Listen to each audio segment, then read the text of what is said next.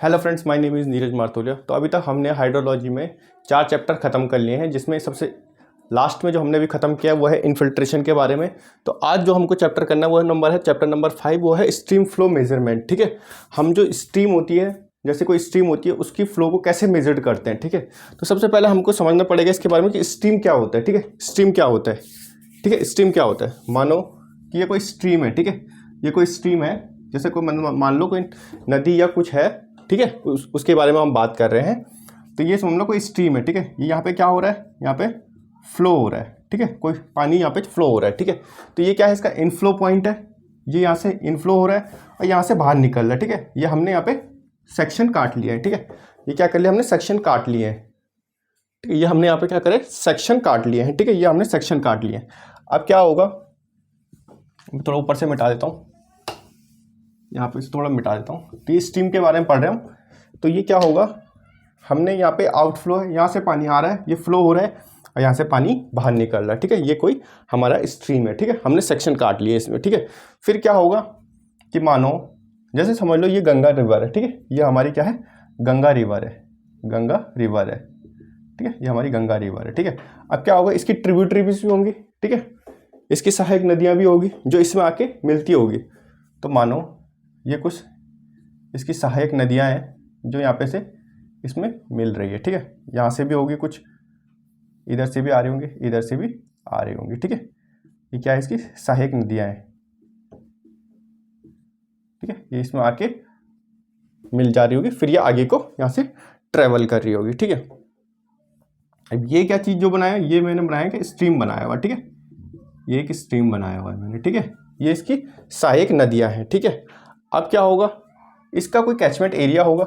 मानो ये हमने इसका क्या बनाया, ये हमारे पास इसका कैचमेंट है। ठीक है, ये हमारे पास क्या है, इसका कैचमेंट है। ठीक है, अब एक पॉइंट ऐसा होगा कि यहाँ से एक रिवर दूसरी साइड को भी जा रही होगी।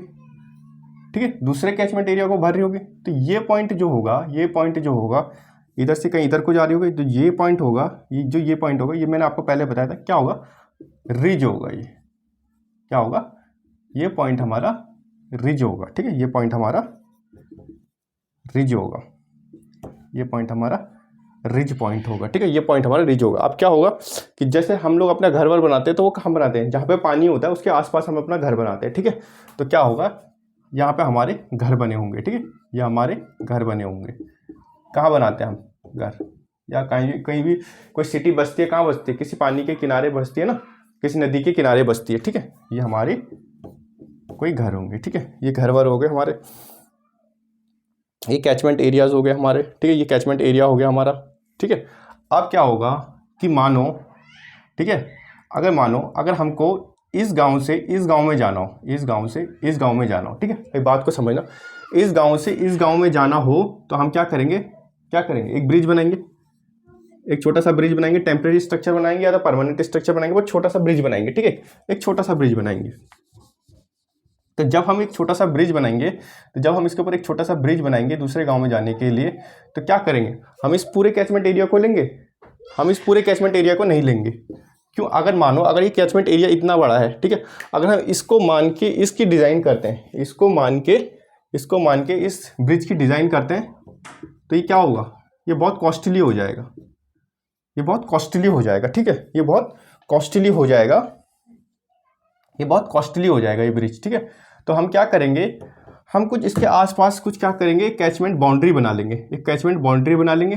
तो उस बाउंड्री के हिसाब से हम इस ब्रिज को डिज़ाइन करेंगे। बट अगर हमको इस गंगा रिवर पे, इस स्ट्रीम पे अगर हमको कोई ब्रिज बनानी हो, तब हम क्या करेंगे, इस पूरे कैचमेंट एरिया को हम क्या लेंगे, अपने जो हम कैलकुलेशन करेंगे उसमें इस पूरे कैचमेंट एरिया को हम लेंगे। ठीक है, इस पूरे कैचमेंट एरिया को हम लेंगे। ठीक है, अब जो ये होता है, ये जो ट्रिब्यूटरीज होती है, इसको हम किस नाम से बोलेंगे, इसको हम बोलेंगे सरफेस रन ऑफ। ठीक है, सरफेस में क्या हो रहा है, रन ऑफ हो रहा है। ठीक है, कहाँ बह रही है, सरफेस पे बह रही है, सरफेस से रन ऑफ होके कहाँ निकल रही है, ये निकल रही है हमारी, कहाँ पहुँच रही है, हमारी मेन रिवर में। ठीक है, मेन स्ट्रीम में पहुँच रही है। ठीक है, ये इसका पॉइंट है। ठीक है, इसका बता दिया, रिज बता दिया आपको, ठीक है। अब इसके बारे में लिखते हैं हम। मेन डायग्राम समझने, मेन इसका, इसमें जो पॉइंट्स हैं कि मेथड्स आते हैं, मेथड के नाम याद होने चाहिए। इनडायरेक्ट मेथड कौन सा होता है, डायरेक्ट मेथड कौन सा होता है, ये सब याद होने चाहिए, ठीक है। स्ट्रीम बता दिया। स्ट्रीम के बारे में लिखना कि a stream can B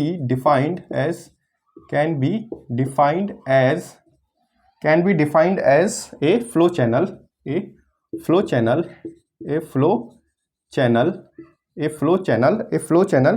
into which a surface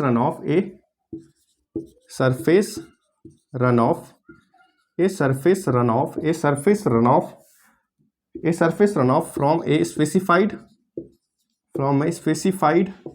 specified basin में ड्रेन्स।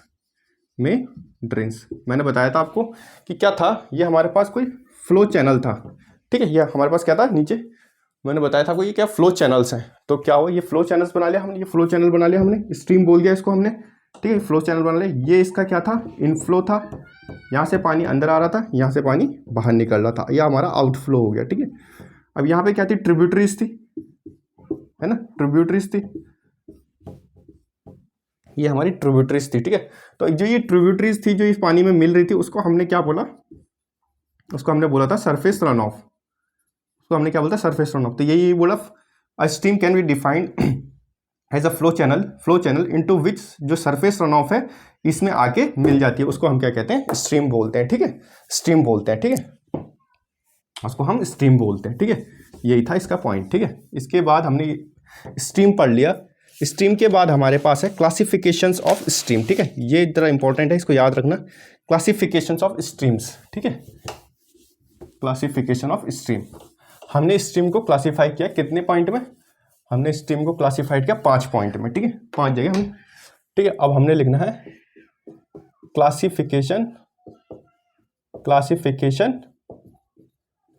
ऑफ स्ट्रीम्स, ठीक है। इसको हमने कितने 5 पॉइंट में हमने इसको क्लासीफाई किया, ठीक है। 5 चीज़ों में हमने इसको क्लासीफाई किया, ठीक है, स्ट्रीम को। अब ये याद रखना है, ये मेन है, थोड़ा सा याद रखने वाली चीज, ठीक है। एक होता है हमारे पास इफ्लुएंट स्ट्रीम,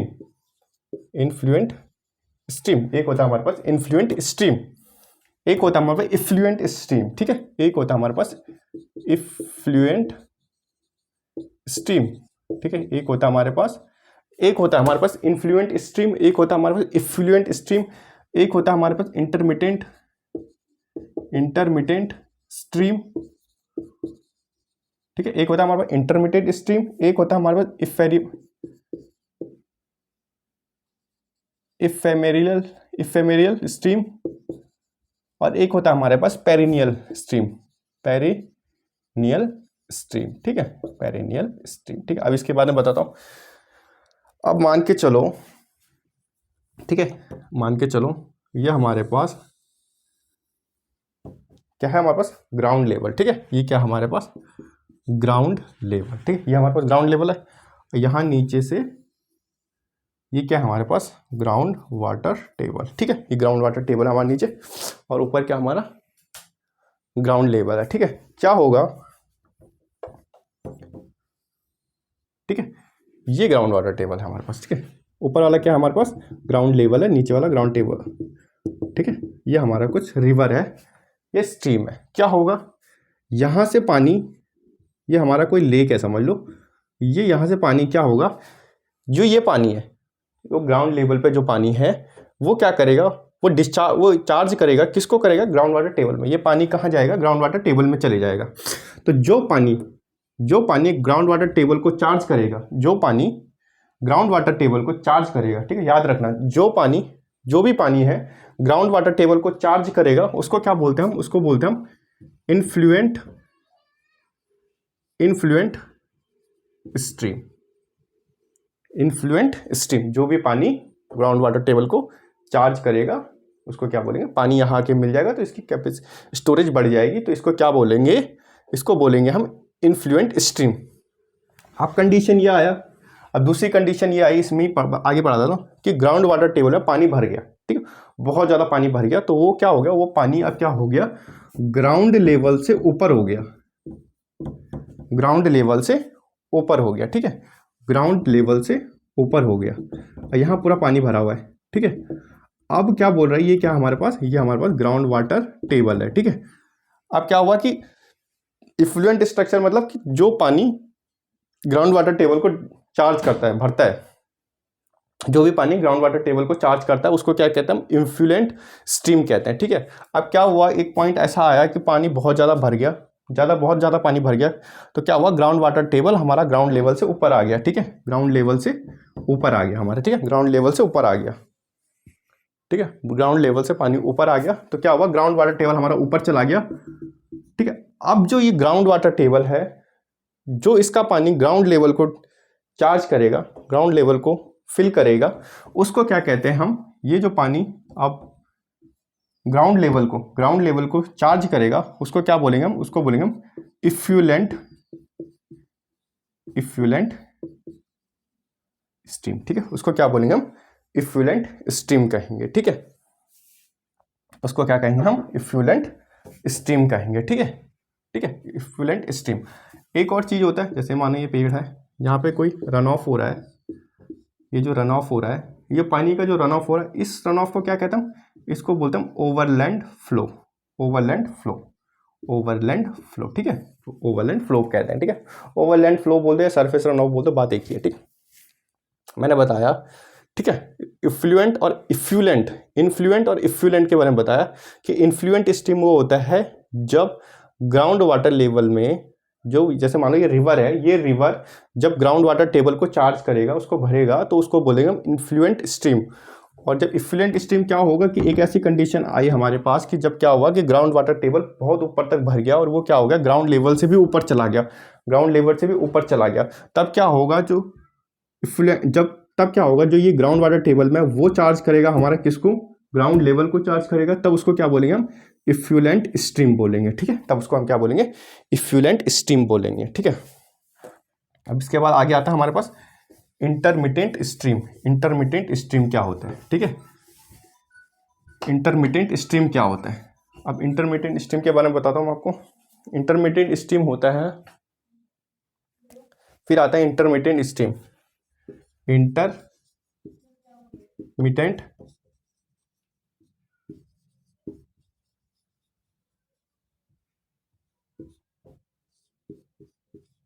ठीक है, इंटरमिटेंट स्ट्रीम होता है, स्ट्रीम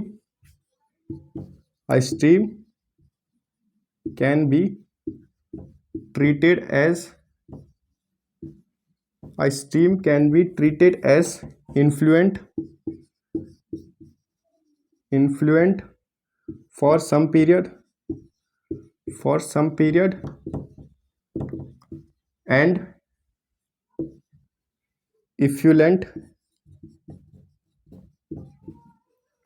effluent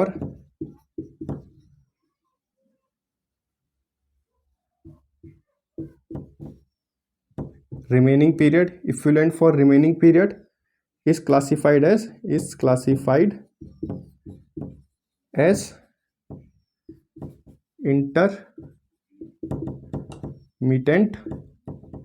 intermittent stream, ठीक है।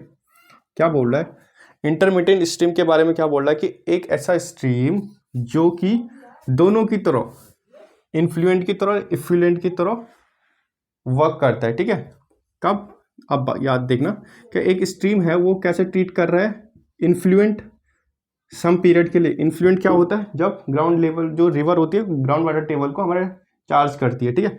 इन्फ्लुएंट की तरह काम कर रही है कब, थोड़े टाइम के लिए। और इफ्लुएंट की तरह, इफ्लुएंट में क्या होता है, ग्राउंड वाटर टेबल से पानी ग्राउंड लेवल को चार्ज करती है, ठीक है। इफ्लुएंट की तरह थोड़ी देर के लिए काम करती है, उसको हम क्लासीफाइड करते हैं इंटरमीडिएट स्ट्रीम, जो दोनों की तरह काम करती है, इन्फ्लुएंट की तरह भी काम करती है और इफ्लुएंट की तरह भी काम करती है, ठीक है, थोड़े थोड़े पीरियड के लिए। इसको बोलते हैं इंटरमिटेंट, ठीक है, इसको क्या बोलते हैं, इंटरमिटेंट, ठीक है, इसको हम बोलते हैं इंटरमिटेंट। फिर आता है एक हमारे पास एम्फेरिकल, ठीक है, एम्फेरिकल स्ट्रीम, इम्फीमेरियल स्ट्रीम, इन्फेमेरियल स्ट्रीम, ठीक है। इन्फेमेरियल स्ट्रीम क्या होता है? ये होता है stream which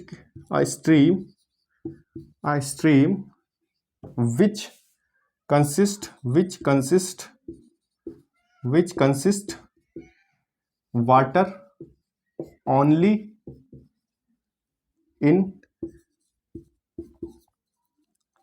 rainy season and dry during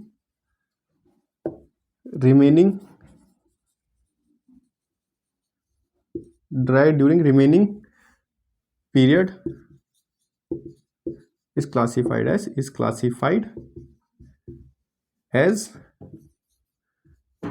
ephemeral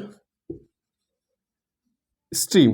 अब क्या बोल रहा है ये बोल रहा है इफेमेरियल स्ट्रीम वैसी रिवर होती है, जैसा आपने देखा होगा बरसात में कोई नाले जो होते हैं, जो नाले हो गए कुछ हो गया, उसमें क्या होता है बहुत ज़्यादा पानी आ जाता है, और जब बरसात नहीं होती तो वो क्या होता है नाला सूखा रहता है, ठीक है। उसी को कहते हैं हम इफेमेरियल स्ट्रीम, ठीक है। इफेमेरियल स्ट्रीम क्या है? Stream which consist of water. उसमें वाटर कब आएगा? जब रेनी सीजन होगा, ठीक है। जब बरसाती मौसम होता है, जब उसमें क्या होता है इफेमेरियल स्ट्रीम होता है, जब बरसात आती है तो उसमें क्या होता है उस नाले में या उस नदी में क्या होता है पानी आ जाता है, ठीक है, बहुत ज़्यादा पानी आ जाता है। बट जब दूसरे टाइम के पीरियड होते हैं, जब दूसरा सीजन चल रहा होगा, मौसम चल रहा होगा, तब क्या होगा वो ड्राई होगा, ठीक है, ड्राई ड्यूरिंग रिमेनिंग पीरियड, ठीक है। दूसरे पीरियड में, दूसरे मौसम में वो क्या होगा, वो नाला जो भी होगा, वो नदी जो भी होगी सूखा होगा, और रेनी सीजन में क्या होगा उसमें पानी आ जाएगा, ठीक है। उसको हम क्या क्लासीफाइड करते हैं? उसको हम बोलते हैं इफेमेरियल स्ट्रीम। और ये क्या होता है, जो इफेमेरियल स्ट्रीम होता है ये कोई भी कंट्रीब्यूशन नहीं देता, no contribution in base flow. Base flow में कोई भी कंट्रीब्यूशन नहीं करता। अब बेस फ्लो मैंने बताया था आपको जब मैंने पहला लेक्चर पढ़ाया था। मानो ये ग्राउंड वाटर टेबल है, ग्राउंड वाटर टेबल से जस्ट ऊपर क्या चलता है हमारा बेस फ्लो। वो क्या करता है पानी इधर भी रिवर में भी डाल देगा या हमारा ओशन में चला जाएगा। तो बेसिक शॉर्ट टर्म के लिए पानी होता है, ये जाके थोड़ी देर में या तो रिवर में मिल जाएगा या ओशन में मिल जाता है, ठीक है। उसको हम बेस फ्लो कहते हैं। और जो इफेमेरियल स्ट्रीम होता है ये क्या होता है, जब रेनी सीजन आता है, जब इफेमेरियल स्ट्रीम क्या होता है, जब रेनी सीजन आता है, जब रेनी सीजन आएगा तो उस नाले में या उस रिवर में क्या होगा पानी आ जाएगा बहुत ज़्यादा, और जब ड्यूरिंग अलग जो दूसरे मौसम होंगे उसमें कोई भी पानी नहीं होगा, ठीक है। उसको हम क्या कहते हैं इफेमेरियल स्ट्रीम, ठीक है। और इसमें कोई भी कंट्रीब्यूशन नहीं होता, किसमें बेस फ्लो में कोई भी कंट्रीब्यूशन नहीं देता, ठीक है। ये हो गया हमारा इफेमेरियल स्ट्रीम। फिर आता है हमारे पास एक पेरेनियल स्ट्रीम, ठीक है। पेरेनियल स्ट्रीम मतलब सदाबहार। हमने सुना होगा, आप सबने सुना होगा Ganga is a perennial river, ठीक है, Ganga is a perennial river. तो पेरेनियल स्ट्रीम, ठीक है, क्या बोलते हैं तो सदाबहार, जिसमें 12 महीने पानी रहते हैं, ठीक है। जैसे गंगा में क्या होता है 12 महीना पानी रहता है, और कोई भी और रिवर होगी जिसमें 12 महीना पानी होगा उसको हम क्या बोलेंगे पेरेनियल स्ट्रीम, मतलब सदाबहार स्ट्रीम, ठीक है। उसको क्या बोलते हैं a stream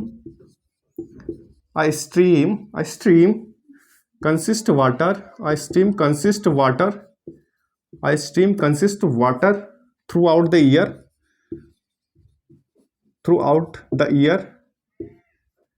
is classified as perennial river, perennial stream बोल लो, पेरेनियल स्ट्रीम, ठीक है। क्या बोला इसने पेरेनियल स्ट्रीम, मैंने आपको बताया कैसे होता है। गंगा को क्या बोलते हैं पेरेनियल रिवर कहते हैं, जिसमें मतलब सदाबहार मतलब 12 महीने पानी रहेगा, ठीक है। Stream consist water through out the year, पूरे साल भर जिस स्ट्रीम में पानी रहेगा उसको क्या बोलेंगे हम, उसको हम पेरेनियल स्ट्रीम कहेंगे, उसको हम पेरेनियल स्ट्रीम कहेंगे।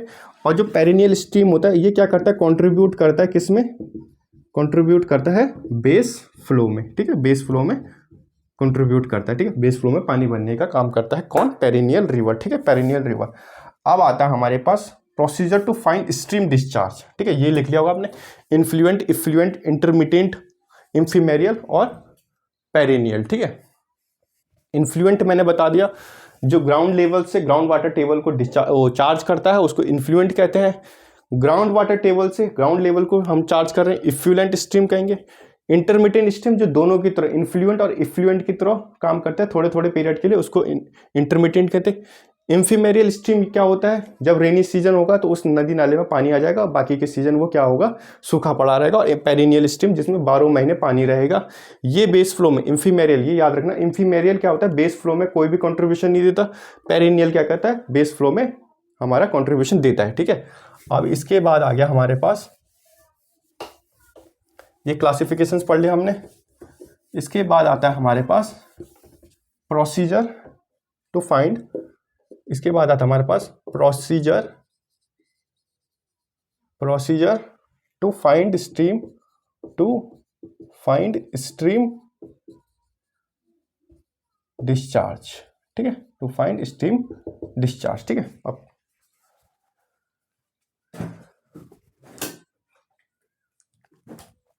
Procedure to find stream discharge, ठीक है।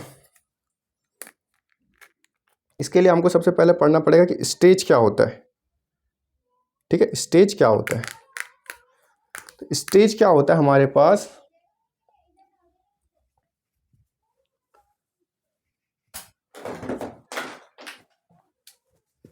हमको क्या पढ़ना है, स्टेज के बारे में पढ़ना है। थोड़ा पहले मैं स्टेज के बारे में बता देता हूँ। स्टेज क्या कहती है, स्टेज क्या होती है, एक टर्म्स आता है इसमें, थोड़ा पढ़ लेते हैं इसके बारे में, स्टेज के बारे में। तो स्टेज क्या होता है, मानो ये कोई रिवर है, ये कोई रिवर है, इसका कोई बॉटम होगा, ये कोई स्टेज के बारे में पढ़ा, ये कोई रिवर है, इसका कोई बॉटम है, इस बॉटम से लेके यहाँ तक की दूरी, इस बॉटम से लेके वाटर सरफेस तक की दूरी, इस बॉटम से लेके वाटर सरफेस तक की दूरी क्या कहलाएगी, हमारी स्टेज कहलाएगी, ठीक है। स्टेज कहलाएगी। क्या बोला हुआ है कि स्ट्रीम के बॉटम से, स्ट्रीम के, ये स्ट्रीम है, मान लो ये स्ट्रीम है, इसके बॉटम से लेके इसके टॉप सरफेस तक की जो दूरी होती है, जो डिस्टेंस होती है, उसको हम क्या कहते हैं, उसको हम स्टेज कहते हैं, ठीक है, उसको हम स्टेज कहते हैं, ठीक है। किसी भी स्ट्रीम के स्टेज किसको कहते हैं, किसी भी जो स्ट्रीम होगी उसके बॉटम से लेके उसके, जैसे मान लो ये कोई स्ट्रीम है, ये कोई स्ट्रीम है, ठीक है, ये कोई स्ट्रीम है, इसके ये बॉटम है, ये बॉटम है और ये इसका टॉप सरफेस है, इन दोनों की जो डिस्टेंस होगी इसको हम क्या कहेंगे, इसको हम स्टेज कहेंगे, ठीक है, इसको हम स्टेज कहेंगे, ठीक है, ठीक है। फिर आता है हमारे पास स्टेज, मैंने बता दिया। फिर लिखना measurement of stage, measurement of stage. अब हम क्या कर रहे हैं, हम प्रोसीजर फाइंड कर रहे हैं किसका, स्ट्रीम डिस्चार्ज का। तो इसमें पहला पॉइंट है वो है measurement of stage, measurement of stage, ठीक है। अभी मैंने बताया था आपको, stage is a river is a water surface elevation, ठीक है। इसको इस फॉर्म में लिख लेते हैं, stage of a river is water surface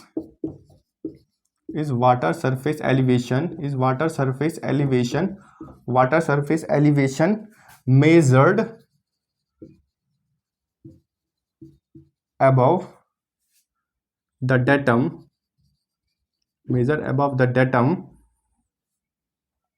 ठीक है। डेटम जो होगा, डेटम में बी सी लेवल और any assumed local elevation,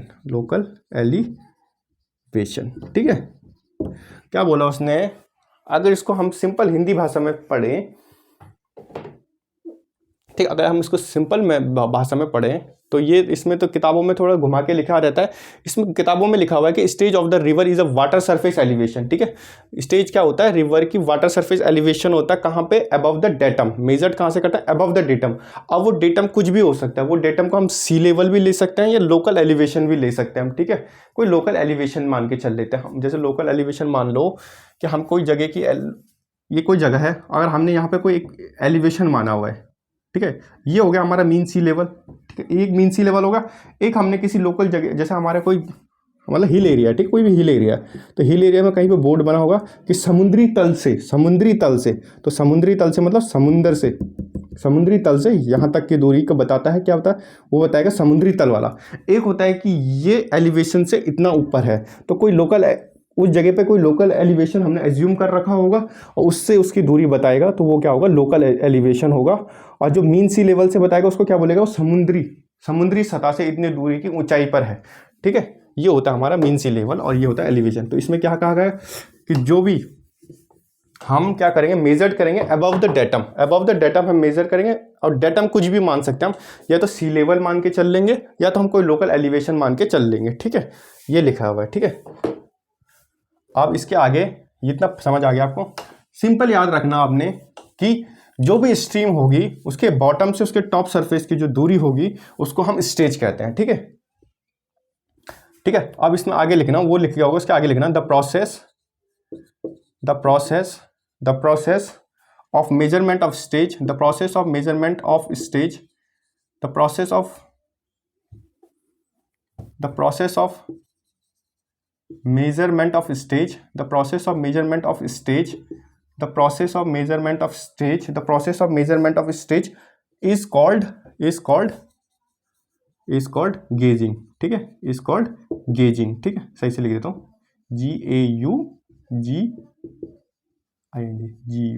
gazing, ठीक है, गेजिंग बोलते हैं। द प्रोसेस, जो प्रोसेस होता है मेजरमेंट स्टेज की, जो मेजरमेंट को हम स्टेज की जो मेजरमेंट लेते हैं उसकी जो प्रोसेस होती है उसको हम क्या कहते हैं, गेजिंग कहते हैं, ठीक है, गेजिंग, ठीक है, उसको हम क्या कहते हैं, गेजिंग कहते हैं, ठीक है। और जो स्टेज होता है, स्टेज क्या होता है, stage is measured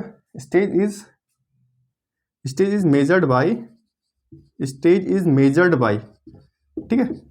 stage is measured दो तरीके से हम कर सकते हैं, ठीक है, दो तरीके से कर सकते हैं। एक होता है हमारे पास मैनुअल, एक होता है हमारे पास ऑटोमेटिक, ठीक है। ये मैनुअल क्या होता है, नॉन रिकॉर्डिंग होता है, ठीक है, नॉन रिकॉर्डिंग होता है हमारे पास, ठीक है। मैनुअल हो गया और एक ऑटोमेटिक हो गया, ठीक है। स्टेज को कैसे मेजर कर सकते हैं हम, दो तरीके से मेजर कर सकते हैं स्टेज को, दो तरीके से मेजर कर सकते हैं, एक मैनुअल हो गया और एक ऑटोमेटिक हो गया, ठीक है। फिर मैनुअल में भी दो आते हैं आगे, मैनुअल में दो आगे आ गया। एक का नाम होता है स्टाफ गेज, ये नाम याद रखना, इनके बारे में ज़्यादा याद नहीं रखना। एक होता है स्टाफ गेज और एक होता है हमारे पास वायर गेज, ठीक है। मैनुअल की बात कर रहे हैं, मैनुअल में दो होते हैं, स्टाफ गेज और वायर गेज, ठीक है। ऑटोमेटिक में भी दो होंगे, एक होता है फ्लोट गेज, एक होता है हमारे पास फ्लोट गेज रिकॉर्डर, और एक होता है हमारे पास bubble gauge recorder, bubble gauge recorder. ये नाम याद रखना, ये पेपर में आ सकता है कि बबल गेज रिकॉर्डर किसका एग्जांपल है, वो ऑटोमेटिक का एग्जांपल है, ठीक है, ऑटोमेटिक का एग्जांपल है, ठीक है।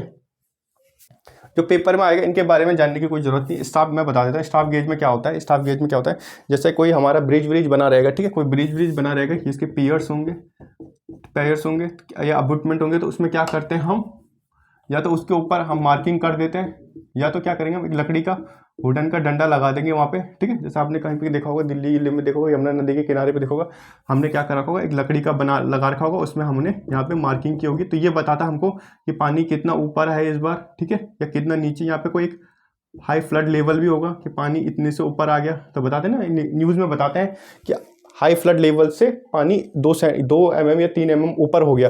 तो इसी की मदद से बताते हैं हम, स्टाफ गेज की मदद से बता देते हैं, ठीक है, स्टाफ गेज की मदद से बता देते हैं। ये हमको कुछ नहीं पता करना हमको कि क्या होता है क्या नहीं होता, हमको सिर्फ पता करना है कि नाम क्या क्या होते हैं, ठीक है, हमको सिर्फ नाम से मतलब है।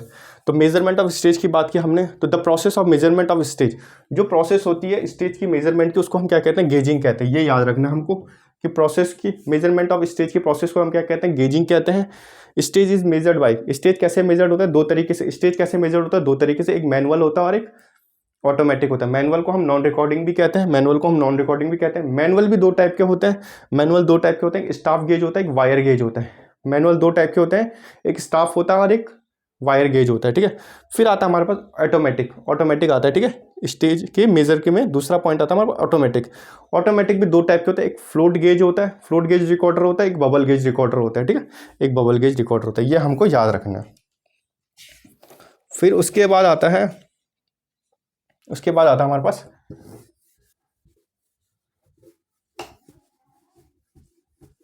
इसके बाद एक पॉइंट आता है हमारे पास, उसको बोलते हैं मेजरमेंट ऑफ वेलोसिटी, ठीक है। ये इंपॉर्टेंट है, थोड़ा सा इसको पढ़ेंगे हम। मेजरमेंट ऑफ वेलोसिटी के दो मेथड से करते हैं, मेथड्स लिखना, ठीक है। मेथड्स कौन कौन से होते हैं, दो मेथड होते हैं, एक बाय फ्लोट, ठीक है, फ्लोट के मेथड से निकाल देते हैं, 1 बाई करंट मीटर, ठीक है, 1 बाई करंट मीटर, ठीक है, करंट मीटर, ठीक है, मेन करंट मीटर है, फ्लोट नहीं है, ठीक है, हमारे पास करंट मीटर है, फ्लोट नहीं है, ठीक है। अब हम सबसे पहले फ्लोट के बारे में लिखते हैं, बाई फ्लोट, बाई फ्लोट में लिखना, a float is keep to, a float is kept a float is kept on the surface kept on the surface of a river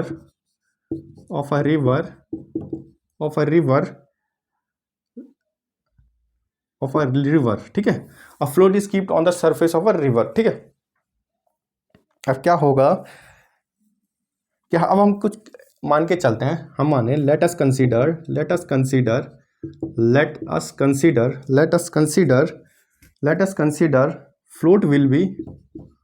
float will travel a distance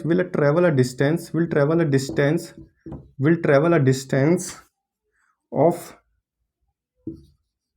L meters in a time interval of t seconds, ठीक है, t seconds, ठीक है, इतना लिख लिया होगा आपने। इसमें बोला है कि एक float is keeped on the surface of the river, ये फ्लोट जो है वो क्या रिवर के सरफेस के ऊपर तैरता है। It is considered the float is, हमने अब इसको एक चीज़ को सॉल्व करने के लिए हमने माना कि फ्लोट क्या है, is a consider float will be travel distance, float क्या है, ट्रेवल डिस्टेंस है कितने का, एल मीटर्स का, और टाइम कितना ले रहा है, टी सेकेंड्स ले रहा है, ठीक है। अब मैं बताता हूँ आपको, ये लिख लिया होगा आपने। अब क्या बोलना चाह रहा है ये इसमें ज़्यादा समझ आएगा डायग्राम में। ये माना हमने कोई स्ट्रीम है, ठीक है, ये हमने क्या माना, कोई स्ट्रीम है, ठीक है, आप याद रखना, अब देखना जरा,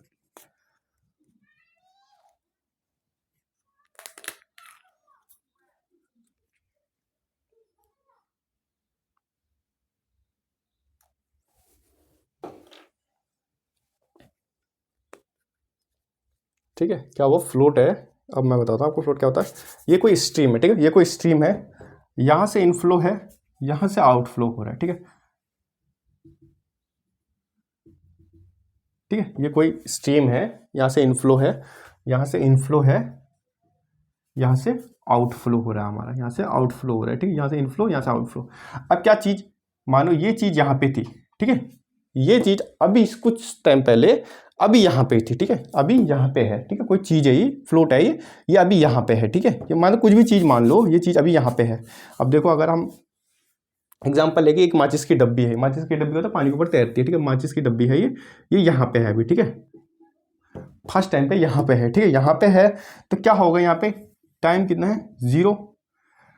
अब क्या हो रहा है, पानी तो यहाँ से फ्लो हो रहा है, पानी यहाँ से फ्लो होके ये चीज़ पानी के फ्लो के साथ कुछ यहाँ पहुँच गई, कुछ यहाँ पहुँच गई, ठीक। पहली चीज़ यहाँ पे थी, टाइम जीरो पे यहाँ पे थी, अब वो फ्लो होके कहाँ चले गई, इस दूसरे पॉइंट पे चली गई, इस दूसरे पॉइंट पे चले गई, ठीक है, तो इस दूसरे पॉइंट पे चली गई, यहाँ पे लिख लो, ये V S.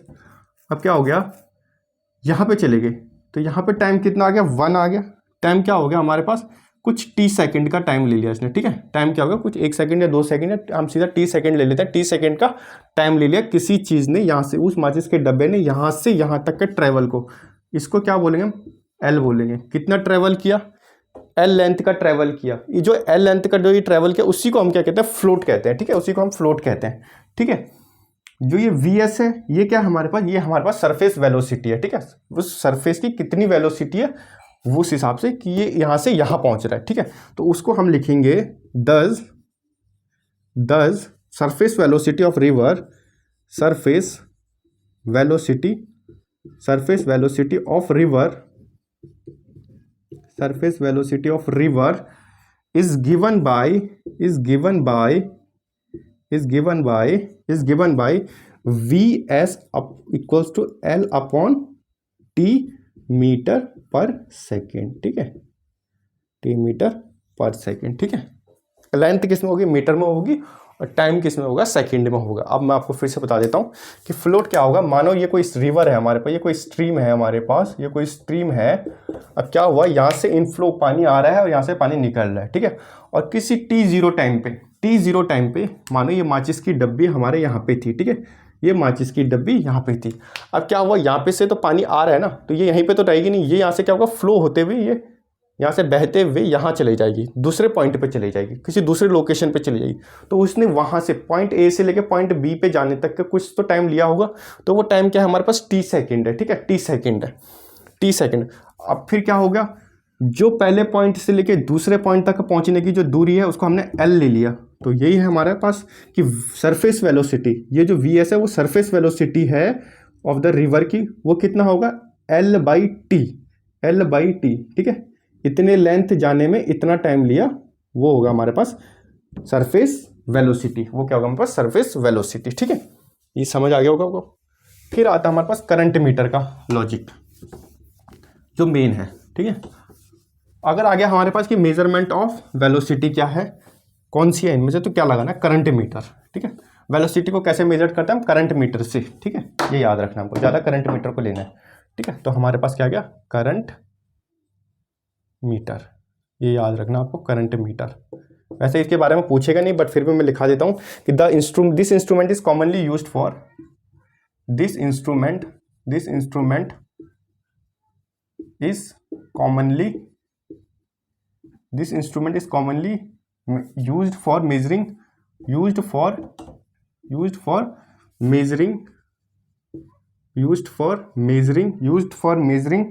stream velocity,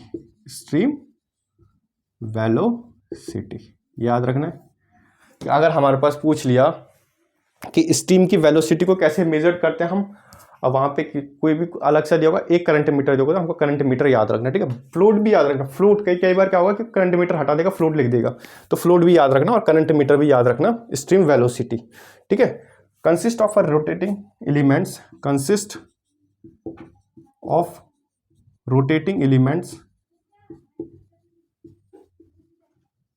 rotating element which rotates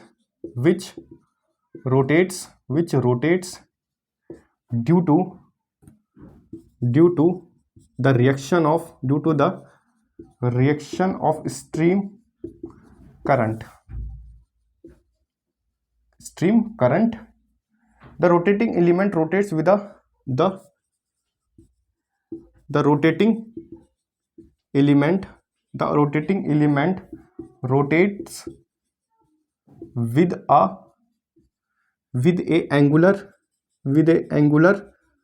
a angular velocity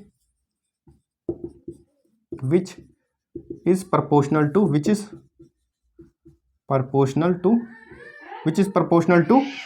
the stream velocity। अब क्या बोल रहा है ये बोल रहा है, सबसे पहले करंट मीटर पढ़ लेना। करंट मीटर क्या है, ये कॉमनली यूज करते हैं हम किस लिए, measuring of stream velocity, commonly use करते हैं हम कब, मेजरिंग ऑफ स्ट्रीम वेलोसिटी, ठीक है। अब क्या होता है इसमें, कंसिस्ट ऑफ रोटेटिंग एलिमेंट, इसमें क्या होता है कि रोटेटिंग एलिमेंट होता है जो क्या करता है, जब स्ट्रीम चलती है तो वो क्या करता है, घूमता है, ठीक है, घूमता है। तो the rotating element rotates with the angular velocity, जितनी भी वेलोसिटी की रफ्तार होगी उस हिसाब से वो जो करंट मीटर होगा वो उसके अंदर रोटेटिंग चीज होगी, वो रोटेट करेगी, ठीक है, रोटेट करेगी और जो भी डाटा होगा उसको नोट कर लेगी, ठीक है। यही होता है करंट मीटर में, ठीक है।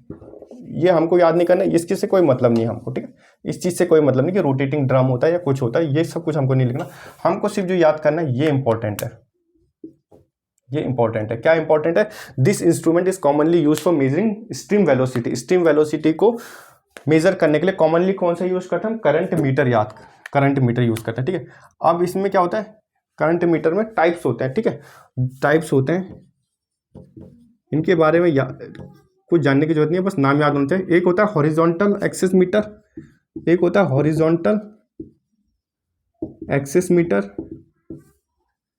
और एक होता है हमारे पास वर्टिकल एक्सिस मीटर, ठीक है। एक होता है हमारे पास हॉरिजॉन्टल एक्सिस मीटर, एक दूसरा क्या होता है हमारे पास, वर्टिकल एक्सिस मीटर, ठीक है। ये याद करना है हमको, हॉरिजॉन्टल एक्सिस मीटर होता है, टाइप्स हैं इसके, वर्टिकल वर्टिकल एक्सिस मीटर। ठीक है, अब एक चीज़ इसके आगे लिखेंगे, ये लिख लिया होगा आपने, टाइप्स लिख लिए होंगे, इनके बारे में जानने की जरूरत नहीं है।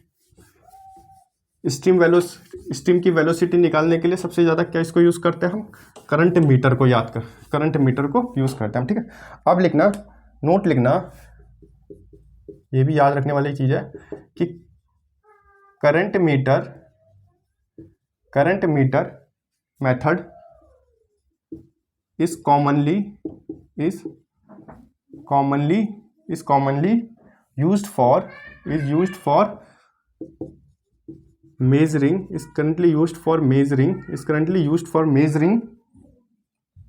velocity of river। ये भी याद रखना, velocity of flow of river, velocity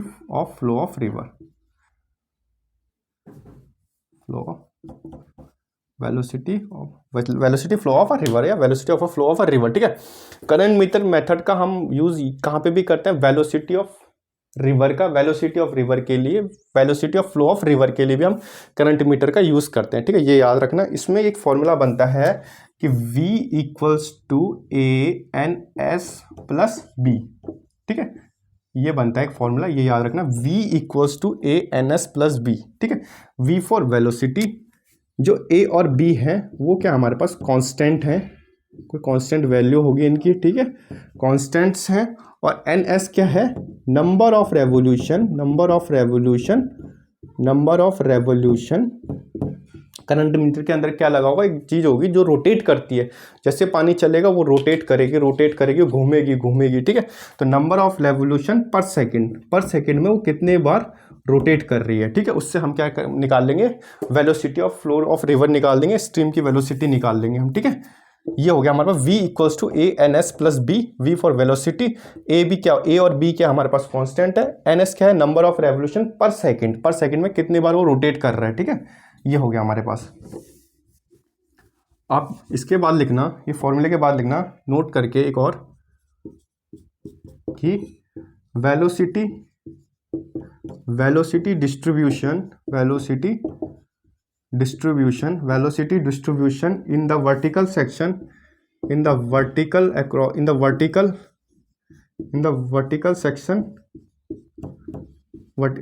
velocity distribution in the vertical section across stream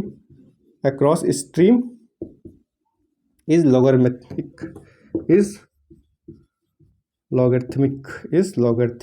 ठीक है, ढंग से लिख देता हूँ,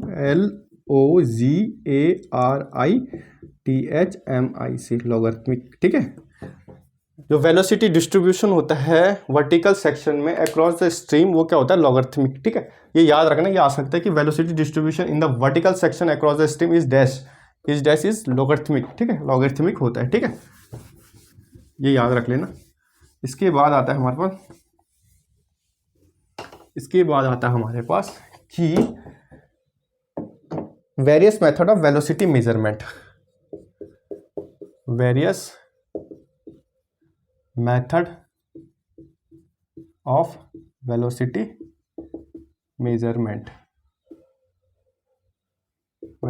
मेजरमेंट। ठीक है, इसमें कुछ फॉर्मूलेज हैं। पहला लिखना कि average velocity for moderately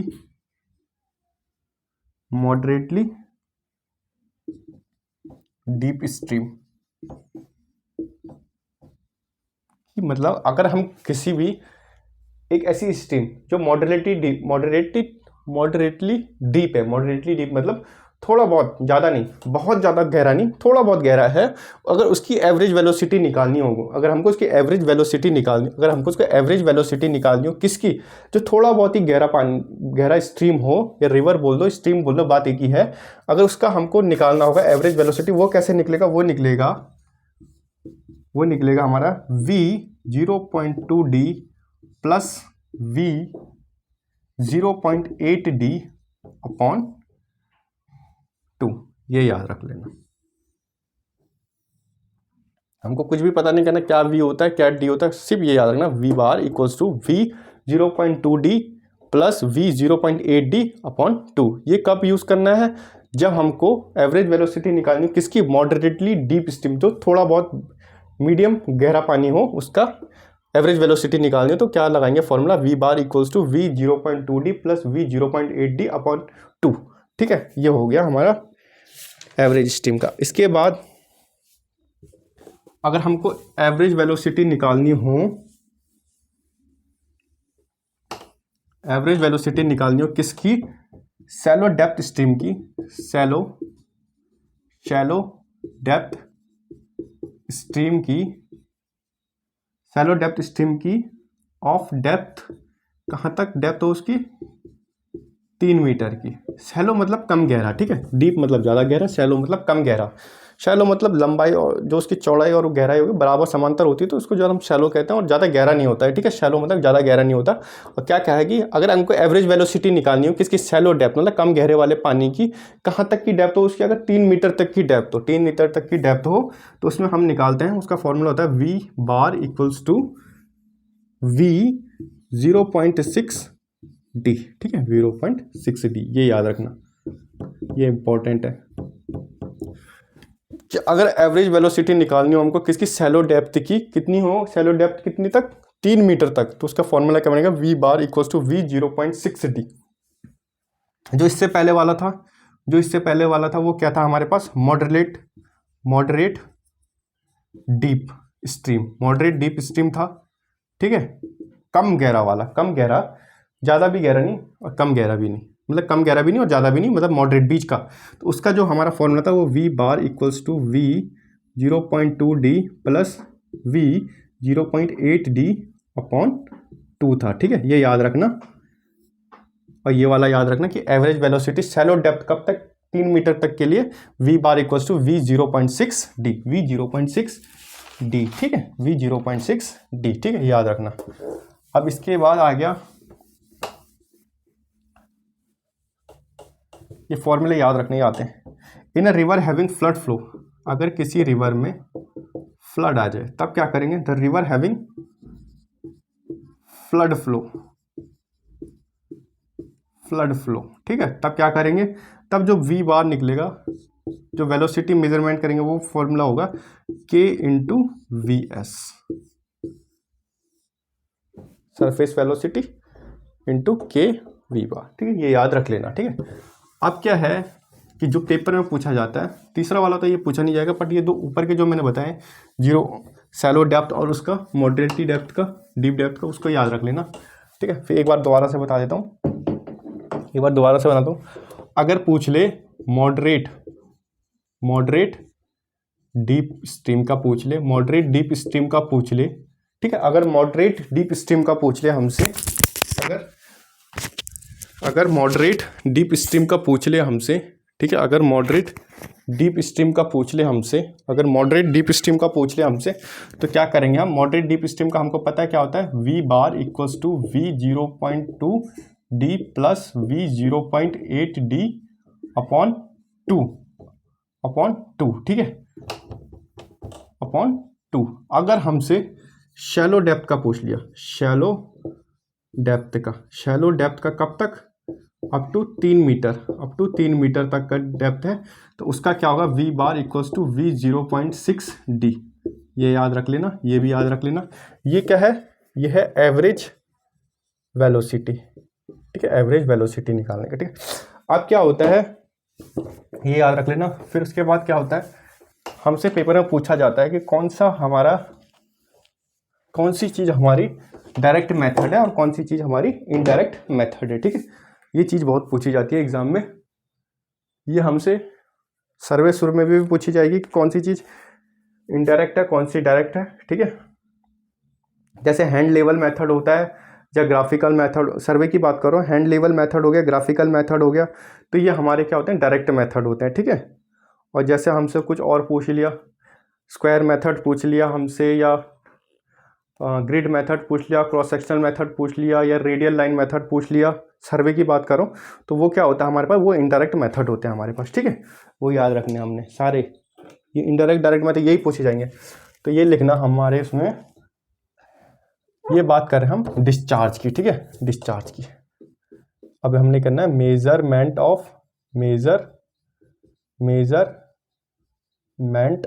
discharge, measurement of discharge, ठीक है, मेजरमेंट ऑफ डिस्चार्ज, ठीक है। डिस्चार्ज की मेजरमेंट के लिए हम क्या यूज़ करते हैं? डिस्चार्ज की मेजरमेंट के लिए हमारे पास दो चीज़ें होती हैं, यहाँ पे लिख देता हूँ, दो चीज़ होती है, ठीक है। एक होता है हमारे पास डायरेक्ट मेथड से निकाल लेंगे हम, और एक होता है हमारे पास इनडायरेक्ट मेथड,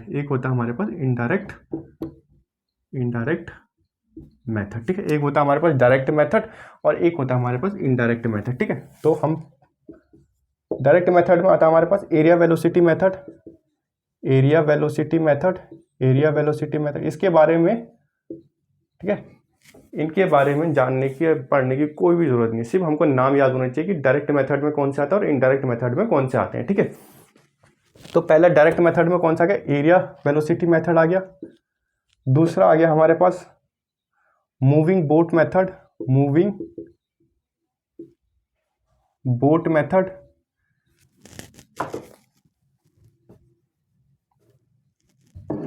क्या आ गया हमारे पास? Moving boat method. तीसरा पॉइंट आ गया हमारे पास डाइल्यूशन टेक्निक।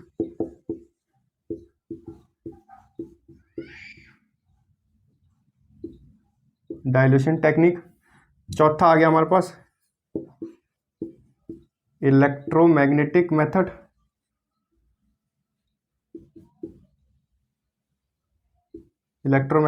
और पांचवा आ गया हमारे पास ultrasonic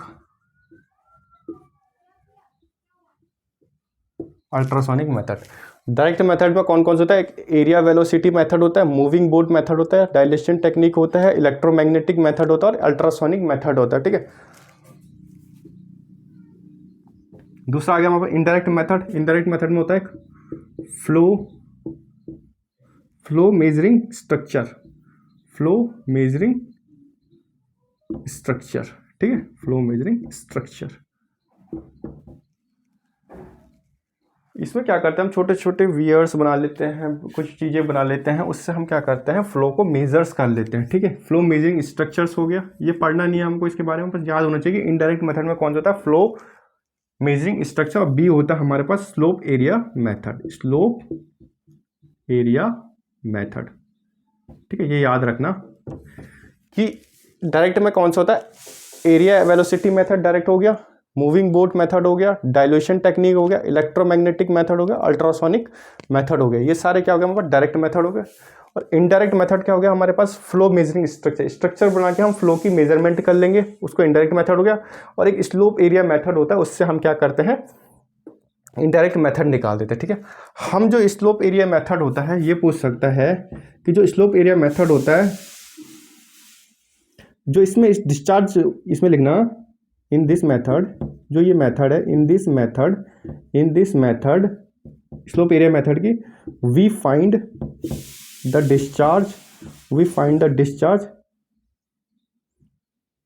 with help of Manning's equation, ठीक है। जो मैनिंग का इक्वेशन होता है वो पढ़ेंगे हम, इरिगेशन में पढ़ लेंगे उसको, ठीक है, उसको इरिगेशन में पढ़ लेंगे हम। अभी याद रखना कि जो स्लोप एरिया मेथड होगा वो क्या है? इनडायरेक्ट मेथड है, और वो किसकी हेल्प से डिस्चार्ज निकालता है? हमारे मैनिंग्स के इक्वेशंस के हिसाब से, ठीक है, डिस्चार्ज निकालता है। इनडायरेक्ट मेथड में फ्लो मेजरिंग स्ट्रक्चर होगा, हम स्ट्रक्चर को क्या करें? स्ट्रक्चर बना के हम फ्लो की मेजरमेंट कर लेंगे। एरिया वेलोसिटी मेथड होगा, हम जिस बना रहे हैं उस एरिया को, जैसे जो स्ट्रीम है उसको हम क्या करेंगे? नंबर्स ऑफ एरिया में उसको बांट देंगे, ठीक है, उसको सेक्शंस में नंबर ऑफ एरिया में बांट देंगे, तो एरिया वेलोसिटी मेथड हो गया। मूविंग बोट मेथड, हम उसके ऊपर एक बोट रख देंगे, वो मूव करेगा, उसके हिसाब से हम नाप लेंगे, ठीक है। डाइल्यूशन टेक्निक होगा उसमें। एक होता है इलेक्ट्रोमैग्नेटिक मेथड, इलेक्ट्रोमैग्नेटिक के हेल्प से हम निकाल लेंगे। एक होता है अल्ट्रासोनिक मेथड, इसमें क्या करेंगे? हम अल्ट्रासोनिक वेव्स छोड़ेंगे, उससे हमको हेल्प मिल, उससे हमको डिस्चार्ज का मेजरमेंट पता चल जाएगा, ठीक है। ठीक है, एक लास्ट नोट लिखना इसमें एक लास्ट नोट लिखना, जो अभी तक तो आया नहीं एग्जाम में, बट ये बुक में बहुत इंपॉर्टेंट पॉइंट में दिया हुआ है, ठीक है।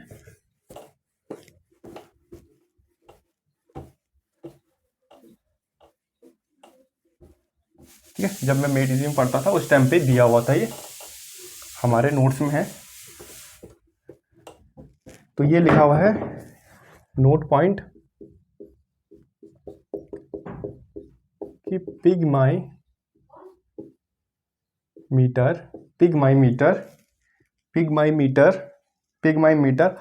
Are useful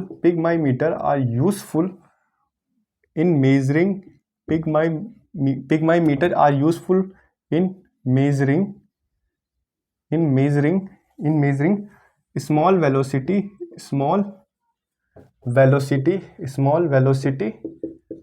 pygmymeter are useful in measuring small velocity.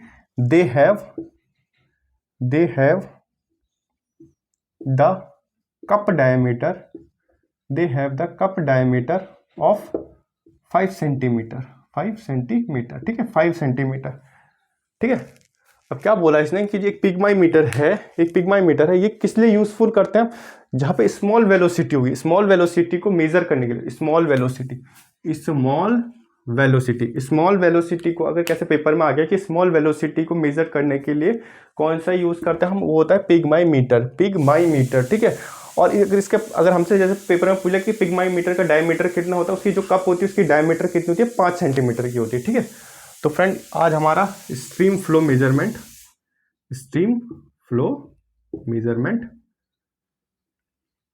Complete हो गया, ठीक है। इसके बाद हमारे पास 2-3 चैप्टर और है, वो भी एक एक पूरे लेक्चर में कंप्लीट कर लेंगे। बाकी ये पूरा कंप्लीट हो गया, स्ट्रीम फ्लो मेजरमेंट कंप्लीट हो गया, इससे पहले हमारा इन्फिल्ट्रेशन कंप्लीट हो गया। तो फ्रेंड अगर वीडियो अच्छी लगी होगी तो लाइक करना, शेयर करना, सब्सक्राइब करना, अपने दोस्तों को भी सेंड करना, ठीक है। और वीडियो को लाइक जरूर करना, शेयर भी करना और चैनल को सब्सक्राइब भी करना। Thank you friend.